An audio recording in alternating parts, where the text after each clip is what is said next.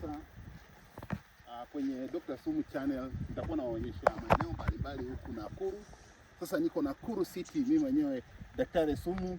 Tembea na mimi nikuonyesha maeneo. Ukiwa hili eneo ukiwa hili eneo naenda kukuonyesha huu mji wote. Sehemu ya kule ni sehemu yenye pia iko Nakuru County na inaitwa Wanyororo. Hii sehemu yote inaitwa Wanyororo. Sehemu ya huku ukiangalia vizuri ni sehemu yenye imegrow sana. Watu wameanza kujenga, kuna amenities zote.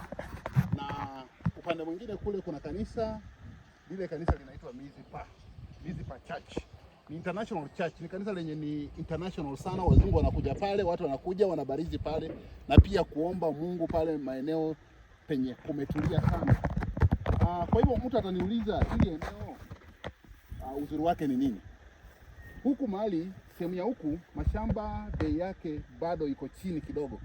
Maana inasemekana kwamba ukiwa na 1500 unaweza kupata shamba huku kuanzia 1500 na unaweza kujenga huku nyumba za kukodi na pia unaweza kufanya biashara eneo hili tu.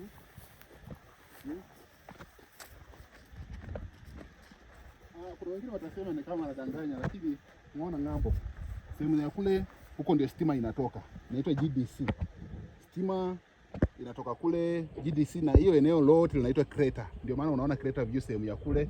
Unaweza kuona crater ilierupt miaka iliyopita mingi sana. Kwa hivyo sasa hivi iko inactive, ndio maana unaona kwamba huko kote kwenda mpaka huko kuna soko kubwa huko inaitwa Wanyororo. Kule Wanyororo pia ni kuzuri sana. Soko liko poa sana, ukitaka kufanya biashara unaweza kufanya kwa uzuri sana pale. Na leo nilikuwa nakuletea tu tips kidogo uweze kujua, lakini nikija next time nitakuwa nakutembeza, tunaenda kule ng'ambo, naweza kutembeza maeneo penye unaweza kununua na mahali penye unaweza settle bila kuwa na tatizo lolote. Nenda tu pale kwa Dr. Sumu channel, bonyeza, ulike, subscribe na ushare, alafu nitakuletea pale mambo mengi sana.